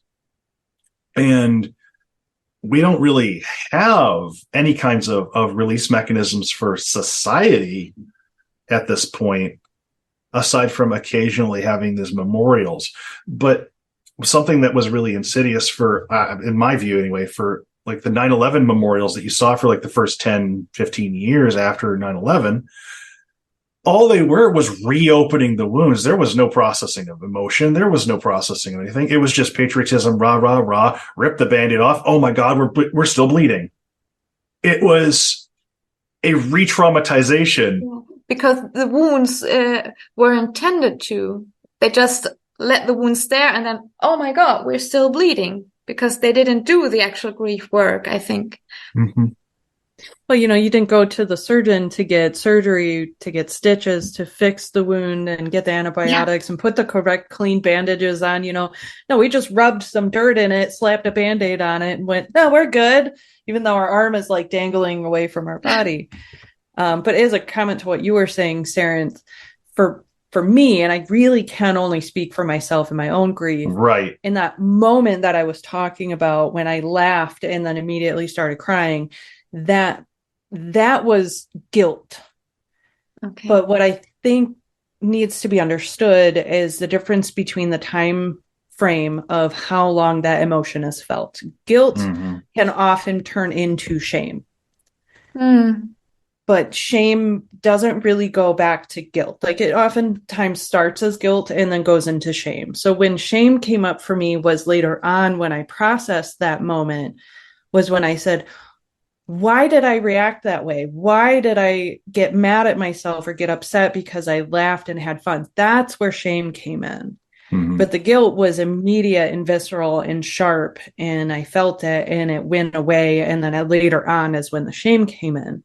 But like I said, I can only speak to myself. No, it's actually a really good illustration of what I'm talking about, though. Right. Because I just wanted to make sure that was understood, because I did feel both emotions very viscerally, but at separate times. Right. Yeah, that's interesting. So you put shame onto yourself actually afterwards, after. Correct. Yep. I shamed myself for having that reaction, and then later on apologized to myself because I realized how ridiculous that was. Here's a little window into how my shadow work works. That's fucking rough. Yeah. And yours is not unique. I have seen this with other people. Yeah, I don't think you're the first one that's done that, nor will you be the last. So Nope. Just for anybody out there, my brain's a rough place. If your brain's a rough place, you're not alone. I'm with you. Yeah. It's fascinating, though. And it also makes clear that acceptance is very important. Just be accepting with yourself. Sometimes you just won't be coping. You just, like, it will be difficult at times, and it's okay. It's okay also to feel guilty, to shame yourself, and then come back to, okay, accepting. Okay, I'm going to a difficult phase. It's rough. I'm vulnerable, and I will find my way through it, because grief will never be just running smoothly, because it's still a very intense and sometimes very dark emotion. So this is also important.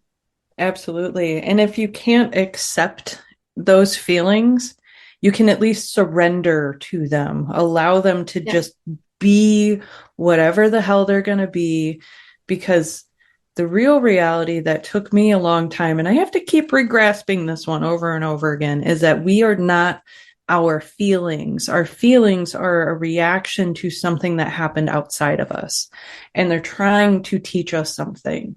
Mm-hmm. They're trying to show us something. So it's okay to feel them and listen to what they have to say, because what your grief might actually be saying is, I love this person. I love this person to feel this sad when they left. And that might be it. Or it could be, I really enjoyed this job and I had built this beautiful future in my mind, but then I was fired for something stupid, or I was let go or laid off. And I'm upset because that future no longer exists. And that is what that grief is telling you, is that future no longer exists. Yeah, exactly. You know, so we are not our feelings, but you still have to feel them. One of the things I always thought was interesting, Caitlin, was one of the things I got taught was that feelings and thoughts, a lot of times we're tempted to think that our feelings influence our thoughts, but the stream runs both ways. Our thoughts influence our feelings as well. And I don't have necessarily control over my feelings all the time, but I can do things like decide to go to a grieving circle or decide to put on different music or something else. I can do things that'll change my thought patterns, and that will also affect my feelings. It's not just a one-way street. I always thought that was really important. Yeah.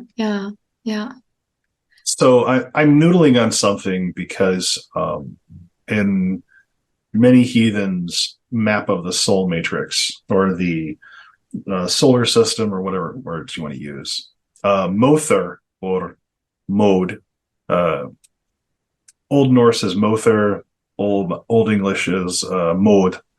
Mood is what it's cognate to. Is actually one of the souls. So to a certain degree, you could say I am my feelings, but my feelings are not the only self I've got. Yeah, I like that. And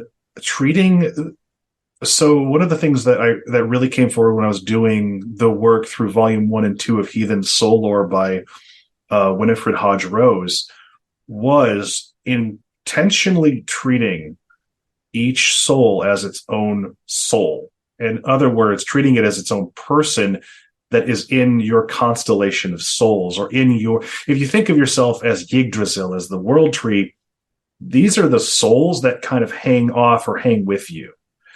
And so You've got the alder soul, which is the tree soul. It's kind of like the you, or the primal energy of you.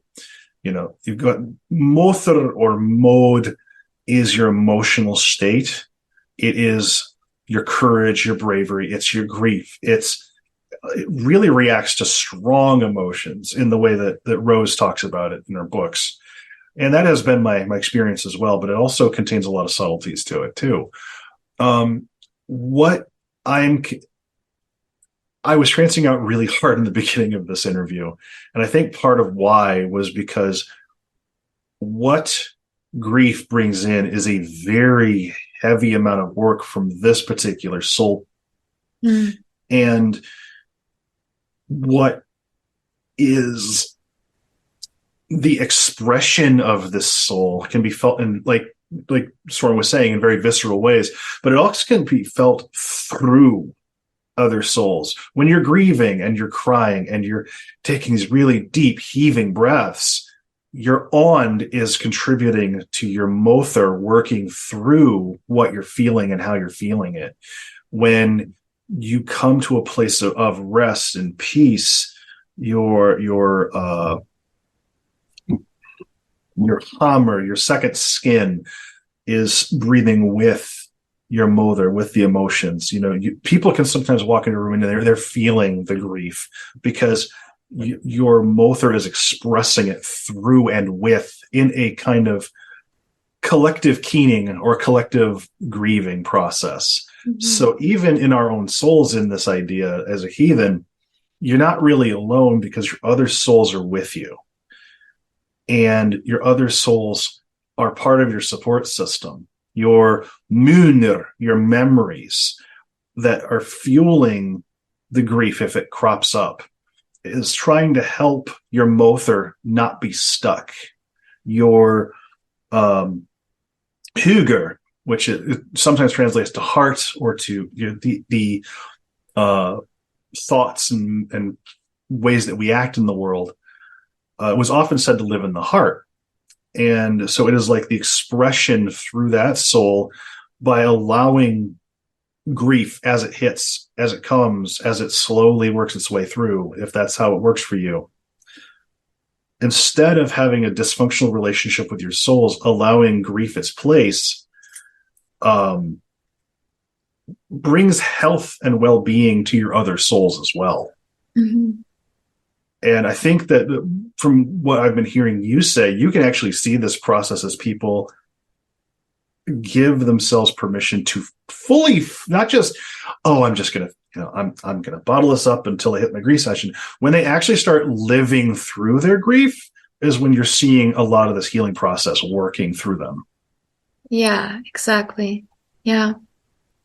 So as you were talking about like grief being part of you or not, like I realized that like for me, I feel like my emotions are a part of me, but having struggled with depression and like other kind of mental issues, I know that this is not my essence. Like there's some part in me that is just, this is always there.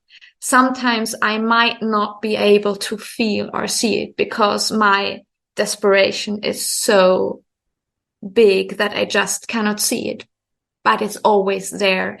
And it's a matter of like learning how to always find your way back to this essence that is always there. Mm-hmm. And you have to really practice it, because otherwise you're just like a little leaf in the wind of your emotions, like pulling you here and there, and you feel like, okay, now I'm happy, so this is who I am. Next day you're sad, and this is who you are, but you're not like in connection with this deeper essence of the soul. Mm. It's actually a very common Buddhist practice and tradition when it comes to like meditation, and kind of retouching on what Jim was talking about earlier about how emotions can affect your thoughts, but your thoughts can also affect your emotions. And there ends up becoming this like ping-ponging escalation of an increased emotion of like, well, this thing upset me today, and so I'm upset, and I'm telling myself that I'm upset because that's what my thinking brain is saying. And all of a sudden, all these little teeny tiny things are starting to get very aggravating, and I'm angry and everything. But in the Buddhist tradition, and it takes a lot of practice and it takes a lot of time, especially if you are a more mentally active individual or somebody who has difficulty sitting still or drawing the mind back and in, is to return to what they call like the crystal pool or the crystal pond. And at the very center, at the bottom of this pond, is a stone. And that stone is you, the essence of you. And when these thoughts and these emotions start aggravating the waters around you, and the clouds are forming in the waters and you can't see through it, you return to the side of the pool, and you just think this pool is clear and I can see the stone at the bottom. And that helps you to alleviate and remember, I am not these feelings, I am not these thoughts, I am that stone in the center, and I can react or act from a more balanced and grounded place of who I am. Sorry, go ahead, Maria. This is a very interesting, Storm, actually, because I do something, because of course, sometimes the process of grief in the circles can be too overwhelming. So what I do before getting into it, like I do a very small, like visualization, like where we imagine like the heart as like a ball or like a globe of light, and like feeling the light shining from our hearts. And I tell the participants that every time they just feel it's too much, they need to leave, they can just concentrate back onto the light, because it's always there. So I'm not a Buddhist, but this is just what I do, what I feel helpful for people to just remember they can always go back to the light inside their hearts, even if they are in very, very deep, like overwhelm and grief. So this is like a little thing I do when I start the grief circuits. It's like a recentering practice. Yep. I'm glad you do that. That's really, and I found that something very important when I'm get thrown back into the throes of grief. Yeah. And I actually, I have a curious question, and Sarenth, if you wanted to comment on that, I can hold off if it was still. Yeah, why don't you let Go Sarenth ahead. go first before he loses the thread? So this process that you were talking about with the crystal pool or visualizing the bowl, I actually think that we have a similar process in soul work, because the emotions are a soul, or at least a major part of a soul. It's not only acceptable, it's probably a good idea when you're hitting overwhelm to see about another soul stepping forward and taking the lead. Because if you think of your souls like a council, your emotional souls, or the souls that are very tied to emotions, might be really excellent at helping you to feel things and express things. But when you need to calm down, they may not be the ones you want to talk to at that moment. So this is where you can work with und, your breath, where you can ask your fjord, or your fera soul, the soul that kind of powers the alder, the tree, to kind of step forward and give you the strength to put the emotions down for a while. Having kind of a rotating, as opposed to this particular soul is just going to be in charge all the time. Also, I think that there's a big difference between the more temporary emotions or emotional states, like happiness versus joy, depression versus grief, or depression versus sadness. I think that there's a very big dividing line between I'm temporarily feeling a thing versus this is the dominant emotion that is now running this particular ship. That's mainly what I wanted to bring forward, was like a lot of what you're talking about actually does work really well if you don't hold to, well, there's one soul that's always got to be in control, because that's not really how a council works, right? So taking the idea of the multi-part self and going, okay, this guy, he's at capacity. He can go chill in the corner for a minute till he gets under control. You know, the coming back to the essence with the pool, the crystal pool work, or the ball in the chest, that all makes a lot of sense from my perspective as well, especially if you understand like your emotional soul is going to look different depending on the day and whatever is kind of running that soul's drive. Yeah. I was thinking, Sarah and Caitlin, about when I do like the grounding and centering, I always, it's not just letting things go down into the ground where it's important to pull that energy back up. But yes, then at the end of my process, I also pull celestial energy down and let that run through me. And that way, it's like that crystal in the pool, in the bottom of the pool, I can become more aware of the fact that I'm just in the middle, that these things run through me, the intellectual, celestial, the emotional, the grounded energy, they're just passing through me, and I'm just the nexus point. And so it allows me to kind of feel like I'm more in control, and I feel more balanced that way. I think that's it. For me, that's an important part of my process, is incorporating both parts of that. I like that. Mm-hmm, mm-hmm. Please go ahead, Storm. Thank you for letting me get that out before I forgot it. That's okay. I was curious, and I know we're coming up on the 2-hour mark, and I don't want to keep you for too much longer because I know you're in a different time frame than us, but I know for myself that when I experienced that, I mean, it was probably a year, maybe 2 leading up to her death, as well as like 5 years beyond her death, that I experienced like the heaviest amount of grief that I have ever experienced in my almost 36 years of life. But since she has passed, I have lost the rest of my grandparents, a few very close family friends, and, you know, several others along the way. But I've noticed that my grief, including myself as a person, but my grief in particular, is very different from what it used to be. And I was wondering if that was a similar thing that you have experienced within this work, is after losing the grandparents that you were very close to, what does grief look like to you now, and how do you work with it based off of that initial experience? Yeah. If you can talk about it, of course. Yeah, I can talk about it. Yeah. I actually feel the same. My grief is evolving in a way. You could also say my grief, or if you like work a lot with grief, it's maturing. And you also like, it's a bit like training yourself how to deal with it. I mean, it's never like just, okay, I'm going to deal with it.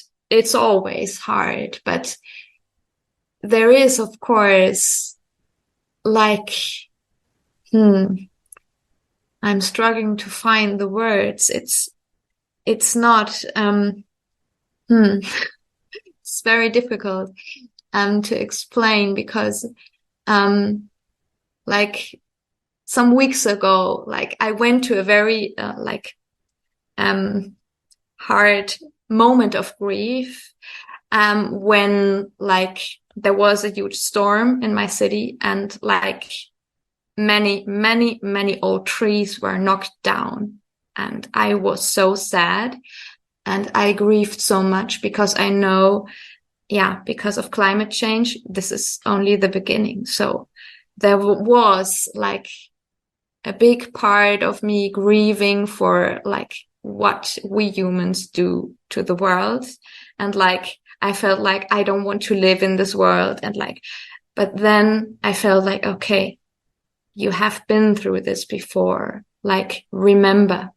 Maybe it's a remembering. That's the word I was looking for, because it's not getting used to. You cannot and you should not get used to grief.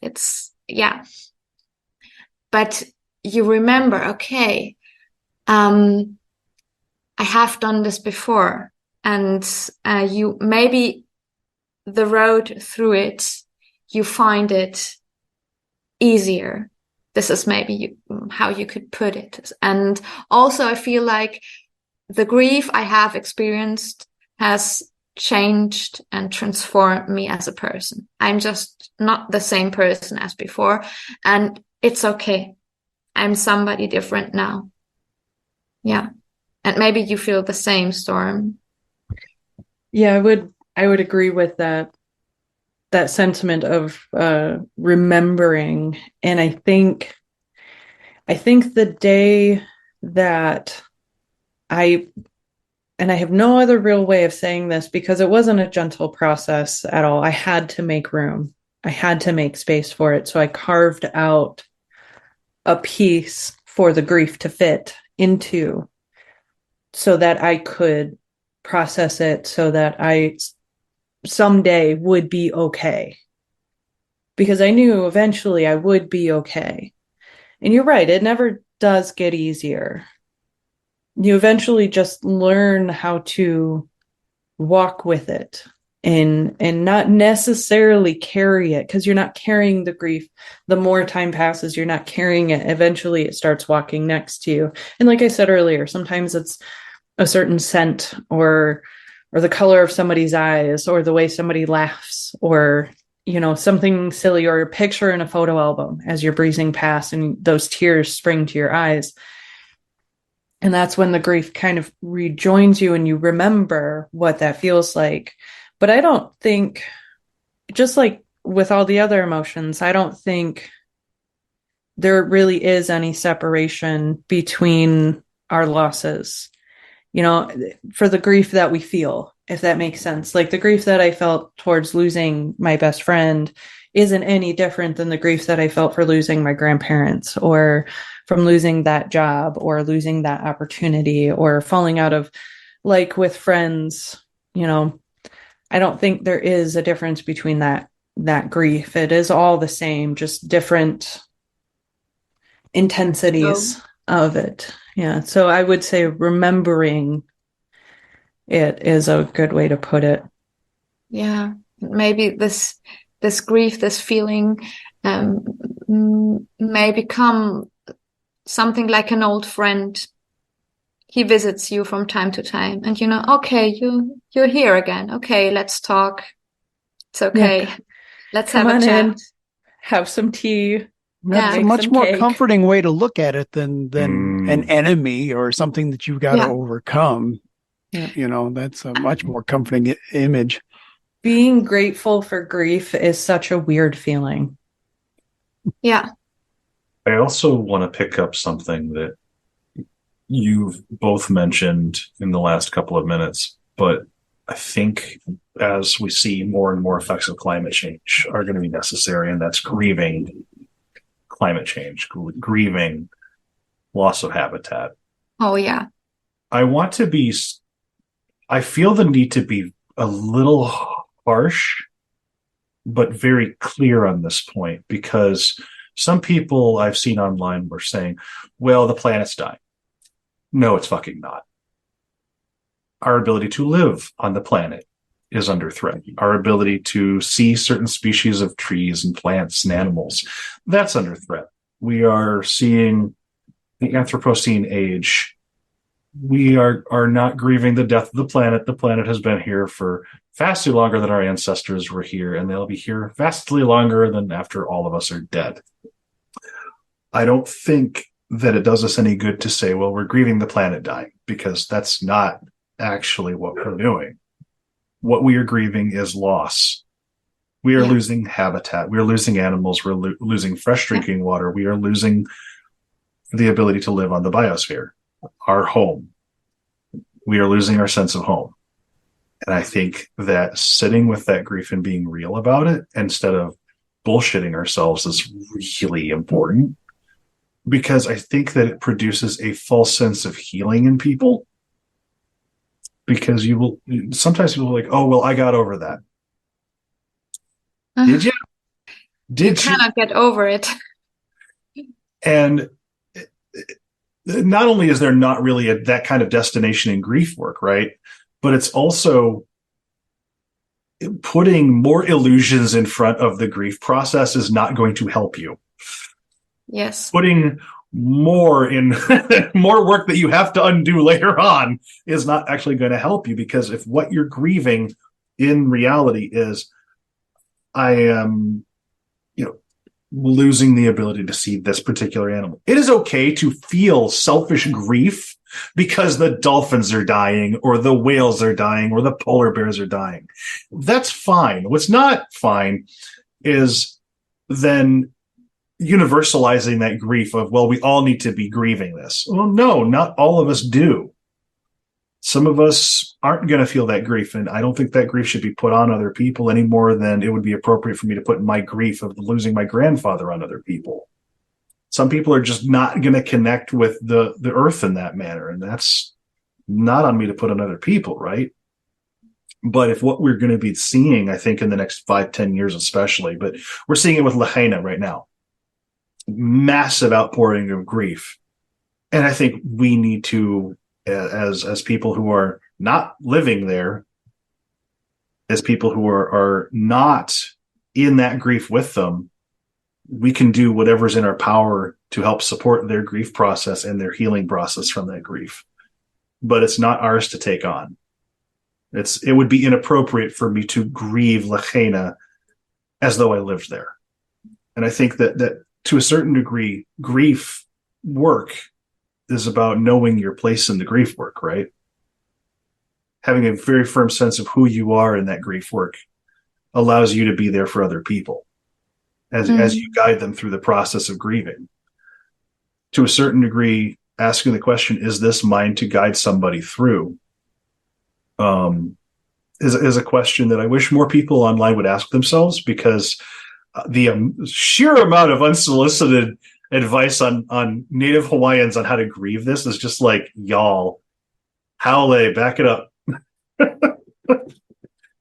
Yeah, this is why most of the time, it's more about being there and listen and not telling people, this is the 5 steps you can do to get over your grief or something like that. But I don't know, this whole topic of grieving, planet and climate change, yeah, it's a whole different topic, I think. And I don't know if I can respond to this in an adequate way, because I think this has so many layers, sure, what we do to our environment, the world we live in, and what we do to other species. And then, of course, the earth will be there. But what will we have done to the earth before we leave? This is a big question to me. And yeah. I'm certainly not trying to put anything on you or to say one way or the other. It's something that I know that we're going to see more and more people wrestle with as climate change makes itself unavoidably apparent. And interestingly, being in nature, being with the trees or whatever has always helped people to deal with difficult emotions. Mm-hmm. And it will be interesting to see what we are going to do when those spaces vanish, get destroyed. What will we do? Where will we direct ourselves? What can we do when everything in our life is falling apart, but also our world we used to know is falling apart. So this is I think a topic for a whole other podcast, because right. I've been thinking about this for the last months a lot. Before we wrap up, Maria, I do want to ask, where do you see or hope that your work is going? Do you have any plans for, a book, some online workshops, more circles? Like where kind of do you hope or do you think your work is going? I think what I hope is that I find more people in person where I live, because I really want to bring it to the land where I live on. So this is really what I hope to do more and more in the last years. Like I don't do this like with a plan or anything. I just see what comes to me and what the world's and my God's demand from me. So I don't want like to put myself under any like goals or pressure, but yeah, I would like to see more people like in person and work with them in person. Yeah. Fantastic. And where can people find you if they want to follow you? They can find me on social media. I'm very active on Instagram and also on Facebook. I'm not sure if I should just spell like the I'll make sure it's in the show notes. So. Okay, because it's German, so I should say this. It's all in German because I offer my service for German-speaking people, so it's in German. Although it is really nice. I mean, I know I've been on your Facebook page, and the Facebook Translate does a really good job on most of your posts. Great, it's really nice. You hit the little translate button, and it gives a pretty fair translation most of the time. So that's nice. Oh, great. Well, thank you so much for joining us tonight. This has really been fantastic. Thank you so much for having me. This has been a wonderful discussion, and I don't think we mentioned it earlier, but Maria has been an avid listener of ours for a while. Yeah. And that's how she ended up on the show. So if you're a listener who has a kind of an outside expertise in something that's a little weird that you know a lot about, let us know. We'll bring you on too. Yeah, don't be afraid. Because we love our listeners. And I especially loved this one because it's a topic that a lot of people often ignore, especially in spiritual spaces. And I'm glad to have been able to offer not only you, Maria, some space to bring this forward and talk about what you do, but also to allow the grief that everybody feels and experiences in their own way, kind of allowing that grief to have some space within our show. So it was a beautiful conversation. I'm so glad that you were able to join us. Thank you.